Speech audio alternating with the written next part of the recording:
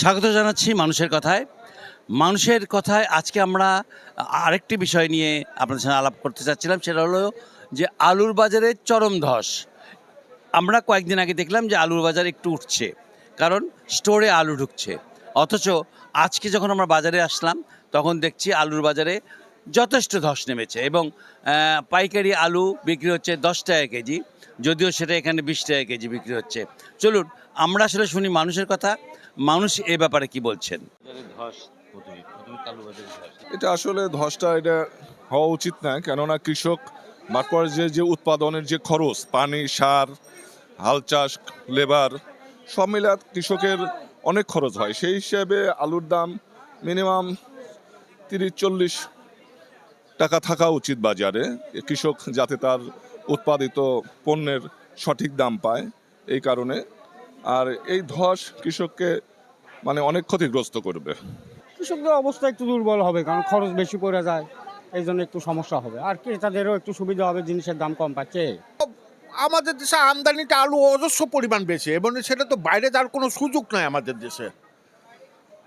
আর যদি আমাদের দেশে যদি 25% যদি বাইরে যেত, তাহলে মনে হয় যে এই সমস্যাটা হতে দাঁড়াতো না আমাদের। যারা উৎপাদন করছে তাদের হয়তো একটু কষ্ট হচ্ছে, কিন্তু যারা ক্রেতা যারা যারা কিনে খাচ্ছে তাদের জন্য একটু লাঘব হচ্ছে আর কি। আচ্ছা, উৎপাদন ভালো হয়েছে এই বছর। গত 26 সালে 25 সালে যেটা হয়েছিল সে পরিমাণে 10% কম আছে আর কি।